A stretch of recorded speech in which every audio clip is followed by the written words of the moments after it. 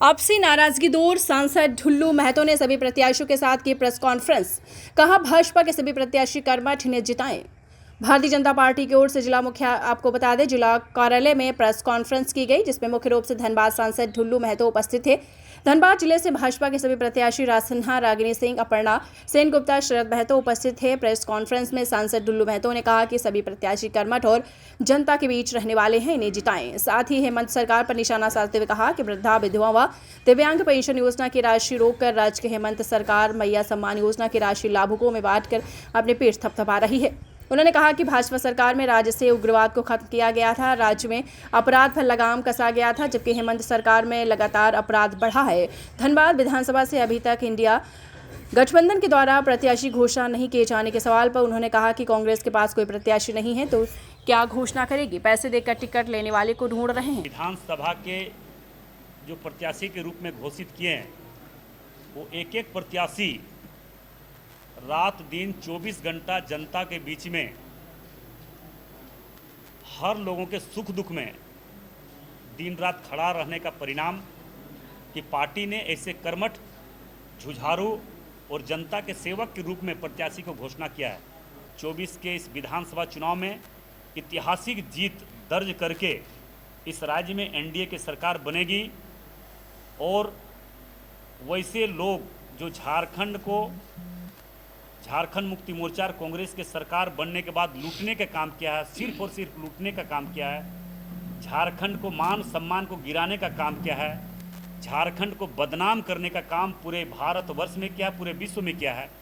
इसका हिसाब इस 2024 के विधानसभा चुनाव में झारखंड के 3.5 करोड़ जनता ने हेमंत सोरेन जी से लेने के लिए तत्परता के साथ खड़ी है। वो अब ये केंद्रीय नेतृत्व का निर्णय है और हमें लगता है कि बहुत जल्द हो जाएगा। उसमें कुछ थोड़ा बहुत हम लोग एनडीए में कुछ आपस में बात हो रही है, उसको तुरंत हम लोग तय करेंगे। हो चुका है हमारा दोनों एनडीए, मतलब हम लोग बीजेपी ही समझिए, जो हो जाएगा हम लोग निर्णय सर्वोपरि होगा। तो दिए कि भारतीय जनता पार्टी नीति और सिद्धांत से समझौता नहीं करती है। भारतीय जनता पार्टी के केंद्रीय नेतृत्व ने जो निर्देश हम लोगों को देंगे उसी निर्देश के आधार पर चलेंगे और हम लोग अपने अपने जो प्रत्याशी हैं हम लोग नॉमिनेशन कराएंगे। अब मुक्ति मोर्चा कांग्रेस के सरकार बनने के बाद उनके घोषणा पत्र में भी था, पहले का 2019 का घोषणा पत्र में था कि हमारी सरकार बनेगी तो 5 लाख लोगों को प्रत्येक साल सरकारी नौकरी देंगे। कांग्रेस के घोषणा पत्र में था कि प्रत्येक घर में सरकारी नौकरी देंगे।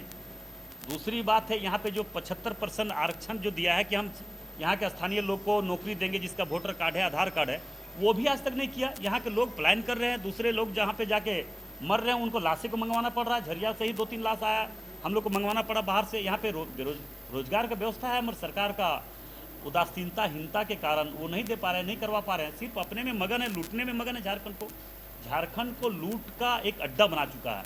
मोदी जी आज पूरे देश हित में कार्य कर रहे हैं। मोदी जी के नेतृत्व में ही पूरे झारखंड प्रदेश में युवा हित में, झारखंड के हित में, झारखंड के माँ बहनों के हित में, गरीबों के हित में, सभी लोगों को ध्यान में रखते हुए हर कार्य को किया जाएगा। मान रहा है कि मरता क्या नहीं करता, वृद्धा पेंशन रुका हुआ है, विकलांग पेंशन रुका हुआ है, विधवा पेंशन रुका हुआ है। सारे लोगों का पेंशन रोक के उस गरीब का हाय को मतलब हम कह सकते हैं फ्रेब की तरह से ये मैया सम्मान योजना की घोषणा किया, जो चुनाव के आचार संहिता के एक दिन पहले। कल तो हमारे पास हजारों हजार महिला आई थी, सभी माँ बहन बोल रही थी कि हमारे विधवा पेंशन रोक दिया गया है, विकलांग पेंशन रोक दिया गया है, विधवा पेंशन रोका है, वृद्धा पेंशन रोका हुआ है। सारा पेंशन को रोककर, उनको पैसा रोककर अभी मैया सम्मान योजना कुछ हमारी माँ बहनों को दे दिया है। तो मगर हमारी माँ बहन वैसे लोगों के बहकावे में नहीं जाने वाला है। उनका हर चेहरा, चरित्र और उनका चाल समझ चुका है। झारखंड के 3.5 करोड़ जनता ने इस बार कोई उपाय नहीं है, उनका अंतिम शरण है। वो अब देखिए, उनका उम्मीदवार है कि कोई लड़ना नहीं चाहता है। कांग्रेस को कौन मानता है? कांग्रेस है क्या? कांग्रेस के पास बचा क्या, सो बताइए। नहीं, कांग्रेस के पास कैंडिडेट नहीं मिल रहा है। वो खोज रहा है कि कौन पैसा देगा तो हम कैंडिडेट देंगे। तो अब ऐसा लोग मुल्ला मिलेगा तब तो वो जाके वहाँ पे कैंडिडेट देंगे। अगर मांगेगा तो भरपा हम लोग दे देंगे कुछ लोग।